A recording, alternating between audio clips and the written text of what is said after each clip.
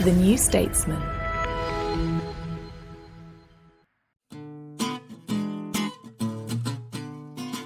Hi, I'm Anoosh, and on today's New Statesman podcast, we discuss the goings-on at the Treasury, and you ask us, why have the police been cracking down on anti-monarchy protesters so harshly?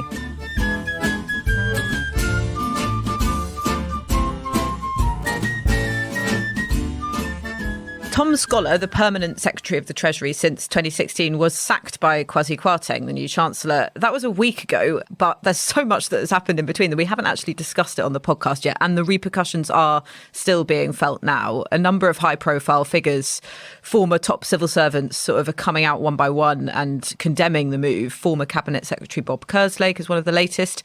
And then there was a former Home Office permanent secretary, David Normington, who wrote a letter to the Times saying this suggests the government are not interested in impartial advice and intend to surround themselves with yes men and women. And Harry, you wrote a very good piece on the New Statesman website this week looking into this, which I think all our listeners should catch up on if they haven't read it. What was actually behind this move? Why did they decide to get rid of him? Well, it's still unclear. The comment from the civil servant you just mentioned there is perhaps a little unfair. We don't actually know who's going to replace Tom Scholar yet. And in the interim, the acting permanent secretaries are his deputies, essentially.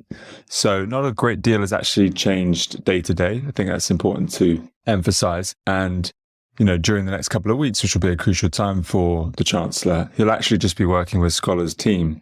Now, you could say that's quite strange because he's going to have alienated them, having just fired their boss. But in terms of what's behind it, Kwarteng's team tell me that they think they have the right, as a new administration wanting a new approach, to come in and change the civil servant in charge of the department.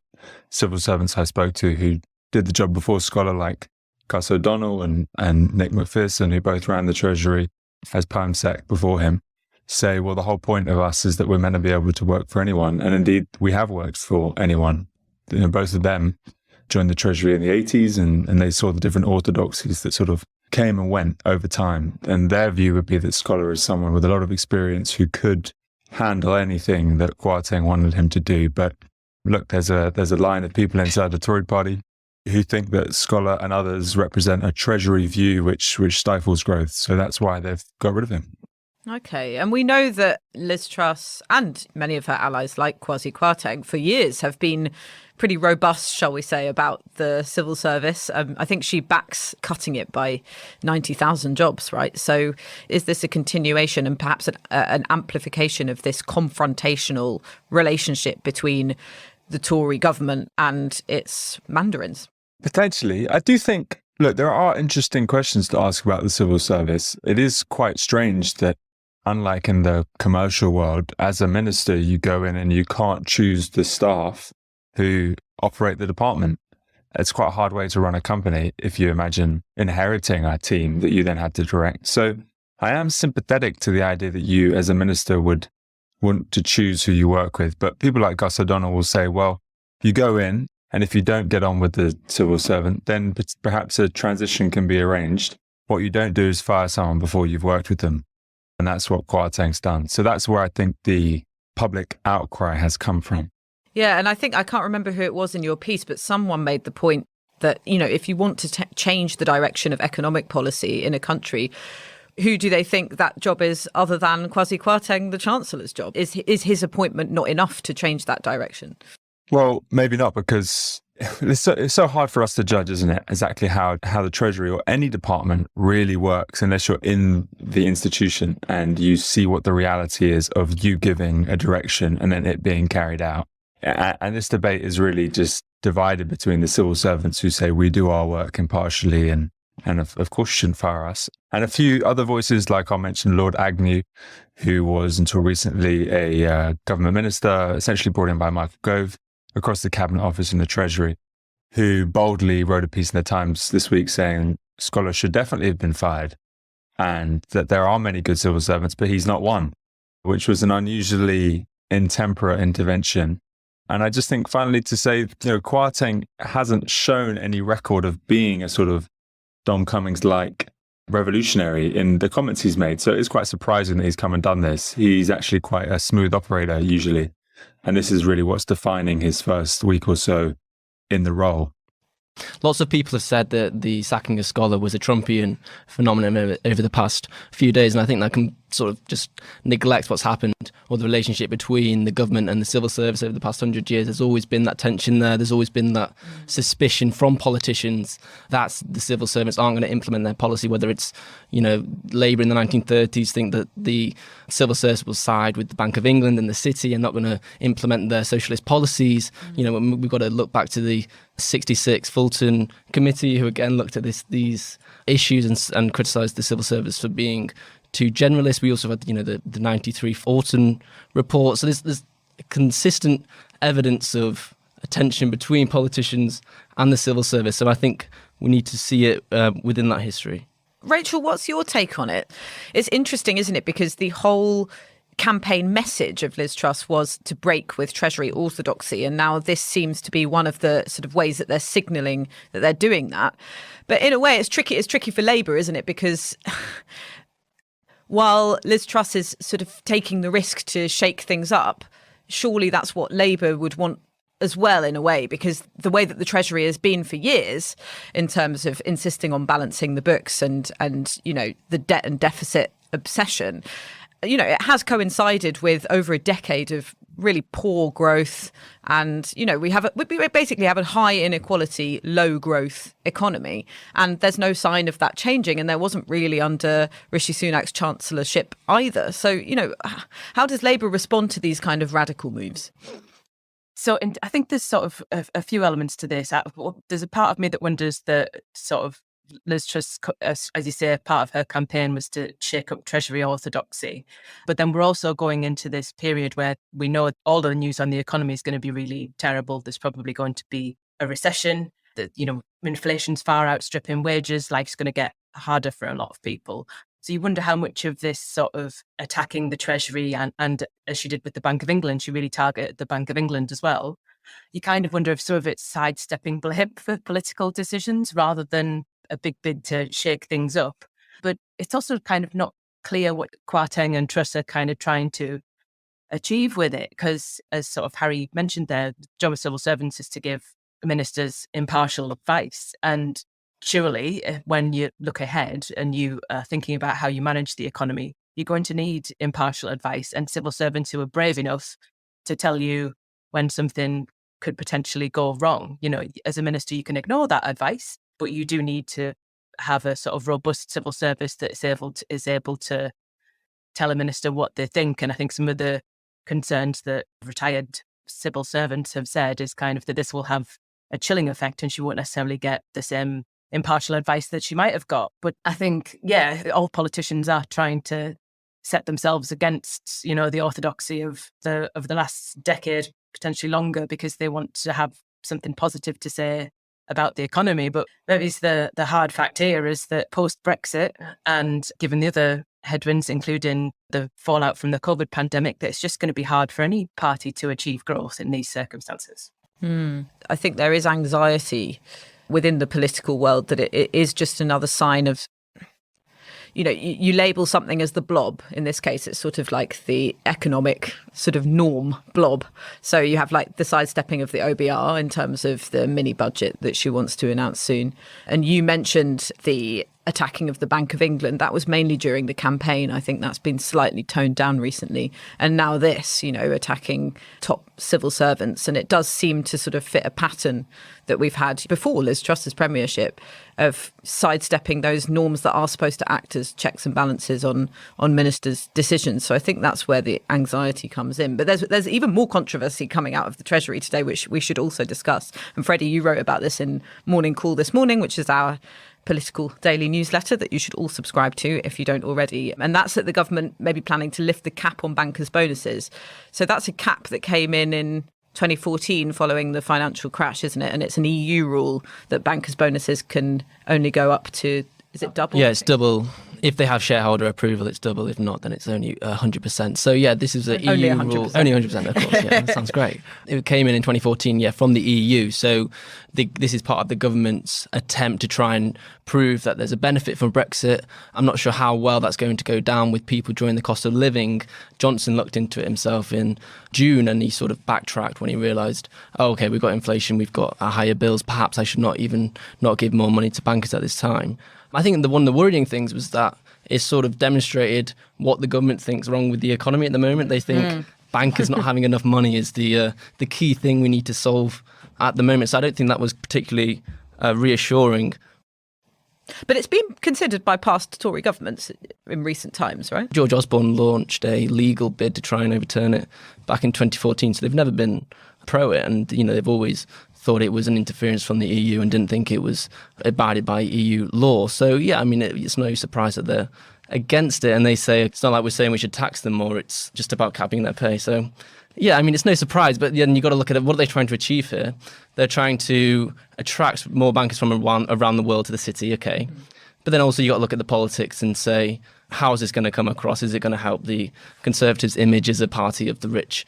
Which, once you see it within the context of Liz Truss's other policies, corporation tax cut, the national insurance cut, the refusal to increase the windfall tax, once you put it in that context, then we can sort of see a little bit of a pattern and where their priorities lie. Yeah, to me it seems like I think we mentioned in the discussion about the Treasury earlier, it betrays a lack of confidence, doesn't it, in Liz Truss's in Liz Truss's mind about how she thinks the country should work. It's almost like retreating to that reliance on financial services and the City of London being at the heart of the UK economy, which seems to me the opposite of levelling up. It's kind of putting a faith in trickling down over effort being put into levelling up. Yeah, completely. I mean, it sort of goes against levelling up. It's about bringing even more money to the southeast and to London rather than trying to redistribute it around the economy. And we've already spoken about this on the podcast before, but this is another sign that Truss's government is a complete separation from what Johnson represented and what he tried at times to implement. So yeah, it's another one of those things. It's not going to massively change the economy. It's not going to be the flagship policy going into the next election, but it is another sign that they are trying to cut taxes for the rich, cut taxes for corporations in the hope, they say, to grow the economy. But we've got to remember again that all this is funded through debt. And Harry, what's your insight into this? I mean, you've been speaking to Kwarteng's team about the story about the Treasury, but I mean, did you pick up on any of what's going on behind this decision? No, I haven't actually spoken to them about this yet. They're sort of pleading the fifth over the Queen's death as a reason not to justify bad decisions, which is an effective tactic. Which a lot of politicians are doing, I must say, at the moment. Yeah, I picked up on that frustration in your morning call, Freddie. Yeah, I was the secret journalist.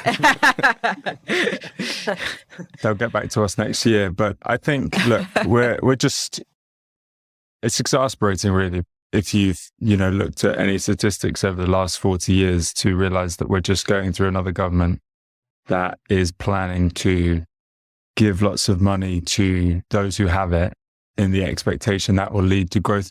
As any economists will say, if you give money to the poorer half of the income distribution, they're much more likely to spend it, which will grow the economy because they don't have a huge amount and they need to spend it on all sorts of things they have demands for. If you give money to the rich, they'll much more like to save it. And so that won't go back into the economy. So just pound for pound, any tax cut or benefit that is going to the rich rather than the poor is going to be less helpful to growth. So that's really the starting point we should all come from. And so when you hear this latest round of plans to help the rich make more money, you do think, well, we've seen this play before.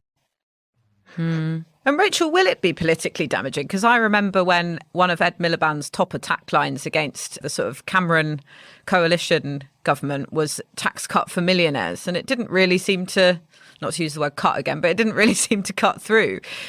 And, from a lot of the work that I've done into public attitudes towards wages, salaries and class even, people are pretty relaxed about people earning a lot of money. Is this really the sort of gift to Labour that some commentators are suggesting it is? Let's wait and see. I think the sort of context to it would be, I think when Boris Johnson brought this policy up in June, the way, Keir Starmer responded was sort of like, oh, a pay rise for bankers, but a pay cut for district nurses. So when you look at the context of, lots of public sector workers going on strike because inflation means that they're taking a pay cut. And when people see, their weekly shop getting more expensive, I wonder if the whole backdrop to that argument being played out again may have changed slightly, and that it could end up being politically damaging for the government. But I agree with you, and that I'm often surprised that these things don't make people more frustrated than they actually do. All right, Harry and Rachel, I'm going to let you go and carry on badgering politicians who won't tell you anything. Thanks for coming on. Thank you. Hi, it's Anoosh here. This is just a reminder that as a podcast listener, you have the option of subscribing to the New Statesman with a very special offer. You can subscribe for just £1 a week. That's 12 weeks for £12 if you go to newstatesman.com/podcast offer. We'll be right back. From the New Statesman comes a new podcast, Audio Long Reads. The best of our reported features and essays, read aloud. Featuring writing from our authors, including Edward Docks on the death of Boris the Clown. When did the booing start? He was never exactly sure. A Year Inside GB News with Stuart McGurk. One presenter told me that producers had taken to booking their own parents. May Robson on why women's football is the more beautiful game. Like most of the England squad, the Euro 2022 captain Leah Williamson can't afford not to have a plan B. Ease into the weekend with our audio long reads published every Saturday morning. Just search Audio Long Reads from the New Statesman wherever you get your podcasts.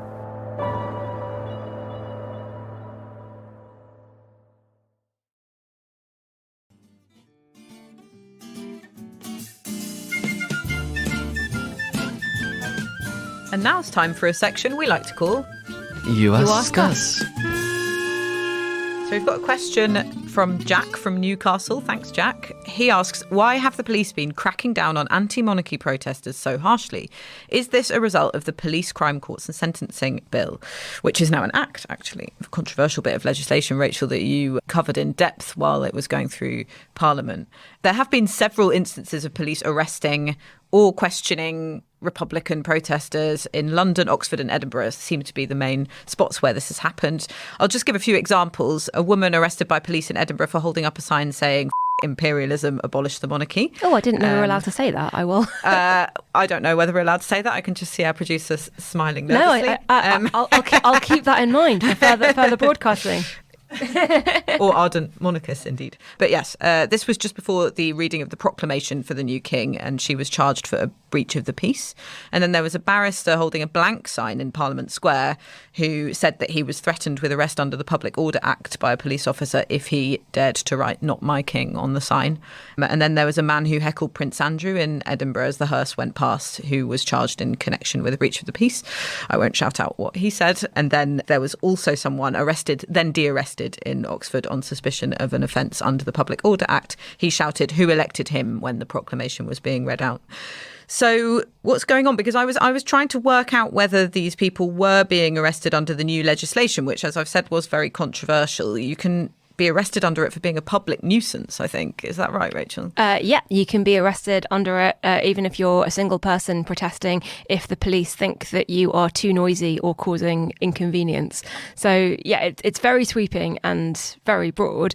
I think in all those instances that we've heard about so far, my understanding is that none of those actually have been charged under the new legislation, the Police Crime Sentencing and Courts Bill. They've all been under other laws, either public order, Section 5 offence, the ones in England, and the ones in Edinburgh are under a Scottish law, breach of the peace, which is a slightly separate thing. So it's almost worrying in a way that we've got this new legislation that is more draconian than anything we've ever seen before, but we didn't even need it to have these crackdowns on protests that we've seen so far. I'm going to say now, because I'm going to be very negative and very critical about the police for the rest of this podcast, it is worth pointing out that there are hundreds of thousands of people up and down the country and lots of police officers dealing with the situations that are sort of potentially quite volatile. And we have only heard of, I think, 4 or 5 or 6 incidents so far. So I want to sort of a shout out to the vast majority of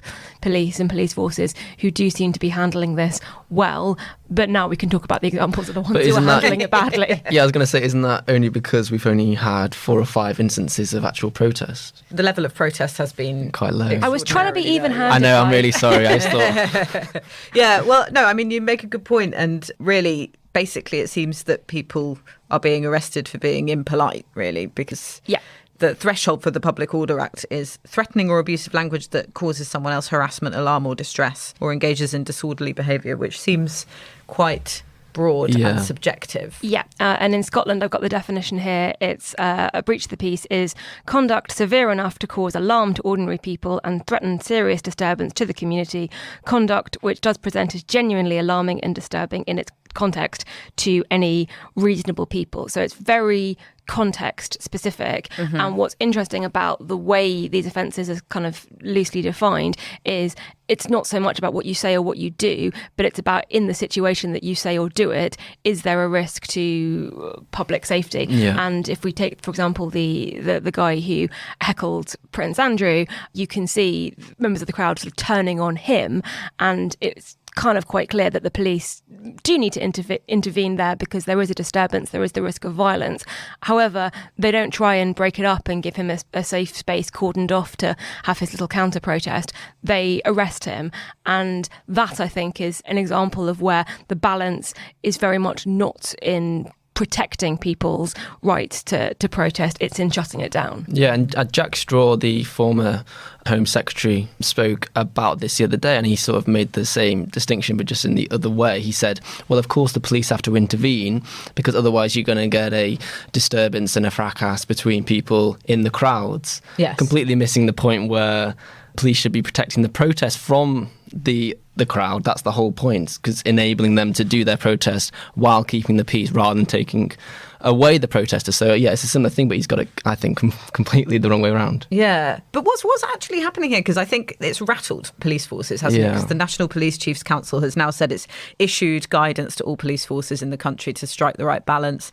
The Met has made a point of saying it's making it clear to officers that the public absolutely have a right to protest. So clearly they know that that balance wasn't being struck. But is it that in moments of sort of high emotion like this, and like you say, a lot of people out on the streets, quite an unusual context, this is where freedom of speech is most at risk? You wrote a piece analysing that theory, didn't you? Yeah, we spoke about it as well last week. I think, as Rachel spoke about, the vagueness of the laws puts so much power within the policeman's hands, which means that their behaviour will also vary given the context. And that means that in situations like this, when patriotic fever or sentiment is at exceptionally high levels, you're going to get a different response, which isn't very good for the protection of rights if it's completely dependent on whether there is a constitutional crisis or a war or what have you. And particularly those are the moments when protest and dissent and disputation is even more important, because they're the times of real change and political importance. And anti-monarchy protest is as old as the monarchy itself, really. So it is a rich tradition. One of the things that I am quite surprised about, you said, Anoosh, that the police have now issued guidance of how officers should react. I'm very surprised that they didn't get training on this beforehand, because we know that preparations for the death of the Queen have been underway for about a decade. Exactly. All the planning, who's going to do what, how it's going to work, where things are going to happen. Why weren't they being briefed on this? Because it should have been very, very obvious that most people love the Queen. Republican sentiment is a minority opinion, but it's a fairly substantial majority. It hovers at about between 20 and 25%. You are going to get anti-royalist protests. So how do you deal with it? And it doesn't do the monarchy, it doesn't do King Charles, which is still really weird to say. It doesn't do King Charles any favours to have the first days of his new reign punctuated by what lots of people will see as attacks on free speech. And they are attacks on free speech. So I'm kind of surprised about it on that front. I also want to put what we're seeing in context of the last couple of years. So we read out those definitions of those previous order offences, and they've always been very vague. And we have this idea, I think because we absorb a lot of American culture, that the right to protest and free speech is really strong and very British principle, and actually it's not really. The police have always been able to get involved in demonstrations and stuff, but two things I think have really sort of tipped the balance. One of them actually is COVID and the huge amount of new legislation and powers handed to the police to police everyday ordinary behaviour. And we saw during COVID, police obviously under tremendous strain, but sometimes they didn't interpret the guidance correctly. They didn't really know what the law was. There was actually a Police Federation report that showed that officers didn't necessarily understand the law, and so you end up with weird situations like 2 women being arrested for going for a walk with coffee, or somebody, Derbyshire Police sending drones out to monitor dog walkers and hikers, and that was all really weird. Then you had the vigil for Sarah Everard, who we know was caused by a man who was a serving police officer, and the Met Police denied the people trying to organise that vigil the right to hold it, which a court has ruled unlawful. I think it's been appealed twice and it's been ruled unlawful all times. But the police reaction to that was basically, if we decide it's not okay, it's not okay. It doesn't really matter what the law says. Now, at the same time as that vigil was going on, MPs were debating the new policing bill, which gives them even more sweeping powers and more discretion to decide what's appropriate and what isn't. And the concerns that were raised by civil liberties campaigners and lawyers, and even, to be fair, some free speech campaigners on the right as well, although not as many as you would think. But the concern raised was, if you hand all these powers and this discretion to police officers, there's a risk that they will make decisions either based on what they, the police, personally think is right, which is what you saw with the Sarah Everard vigil. They didn't like a big vigil that was really anti-police because a police officer had killed a woman. Or they are going to take their lead from the public mood or direction of whatever MPs, whatever the government does or doesn't like. And then you're in a situation where a protest can only go ahead if it has the kind of establishment support, which is kind of the opposite of protest. Protests are meant to be anti-establishment. They're meant to be annoying and disruptive. And if you say, yeah, you've got a right to protest, as long as the government is with you on that, you don't really have that right at all. Yeah, and this new policing bill that came in that we've been discussing was born out of the disruption of the Extinction Rebellion activism that kind of shut down London a number of times. And that's a really dangerous way of policy making, isn't it? If you're responding to events that you personally find disruptive or ideologically distasteful, and then you build legislation off the back of it, which is kind of how public order legislation has been built over the decades, reacting to sort of raves and anything that has caused the government trouble. But really, all eyes are on the new Met Commissioner as well. You mentioned the Sarah Everard vigil, and Mark Rowley, the new Metropolitan Police Commissioner, was sworn in on Monday to sort of a week of quite bad headlines for the Met. So this heavy-handed dealing with anti-royal protesters, that reflects some of the mistakes the Met made in terms of the Sarah Everard vigil, some coronavirus laws, and also its heavy-handed dealing with Extinction Rebellion protesters. And then you also have the case of Chris Kaba, who was killed by a firearms officer. The family, was kept in the dark about whether or not the officer in question would be suspended while they're being investigated. Just doesn't seem to have been dealt with particularly sensitively. And of course, his death, again, a black man's death, comes at the hands of a Metropolitan Police officer. So it does seem like the same old Met at the moment. And then in general, nationally, crime detection and charge rates have fallen over the past 5 years. If you're burgled or if you have something stolen, good luck to you, basically, because crimes just aren't being solved. That is not necessarily Mark Rowley, the new Metropolitan Police Commissioner's fault, but it is something that Labour will be using a lot. I think it will form part of their conference message as well. Antisocial behaviour has gone up everywhere you visit in the country when you go out reporting, as mentioned. And so, it kind of seems like a lot of crime has essentially been decriminalised. Yeah, I think crime as well is going up in terms of voters' priorities. And as you say, I think Starmer's already mentioning it quite a lot in his speeches. He'll speak about windfall tax and economic issues, but then he'll also make sure to say that we need to keep our community safe and we need to address crime. I think some of that is down to funding and some of that is down to police numbers, which are things that the Conservative government doesn't really want to talk about because it was the previous Conservative government that cut the funding and cut those numbers. And every often we get a ridiculous story such as that journalist whose laptop was stolen and he was tracking it and he was able to track exactly where it was, or people who had their bike stolen, their cars stolen, and they know exactly where it is and they go to the police and the police don't have the resources to handle it. Some of it is due to the Home Office being much more directive about what they say the police should be focusing on, which leaves the police less time and fewer resources to focus on kind of everyday crime. But I think with the Met in particular, there has been an erosion of trust that's been built up over many, many years. But you saw it with first of all, the Sarah Everard killing and then the response to the vigil. You also saw it in the Met's reaction to a serial killer who was murdering gay men, and they completely botched that investigation in a way that I can't even summarise because it's sort of almost too outrageous to be able go read up on that if you haven't read about that case.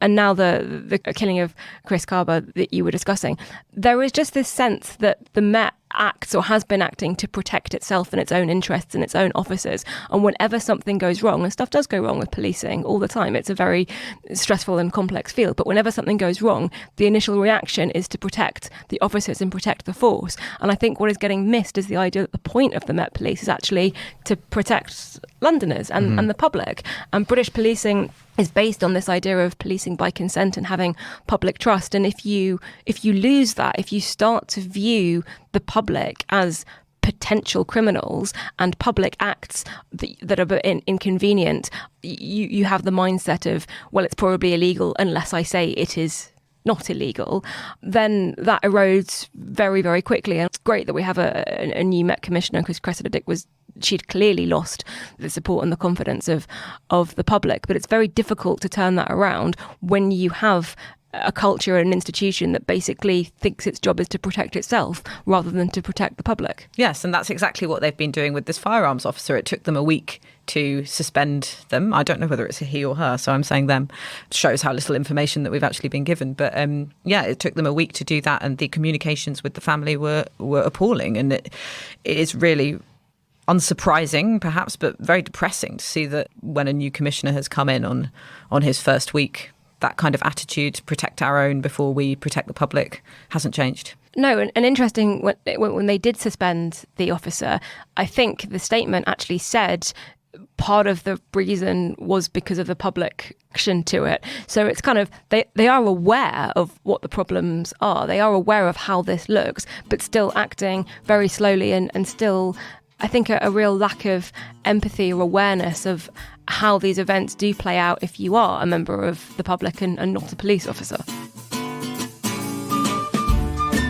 You've been listening to the New Statesman podcast with me, Anoosh Chakelian, and my colleagues Harry Lambert, Rachel Wearmouth, Freddie Hayward and Rachel Cunliffe. We're produced by May Robson, and our music is Devil with the Devil, licensed under Creative Commons. Thanks so much for listening, and don't forget to leave us a nice review and subscribe. And if you want to send a question in to You Ask Us, email podcasts@newstatesman.co.uk.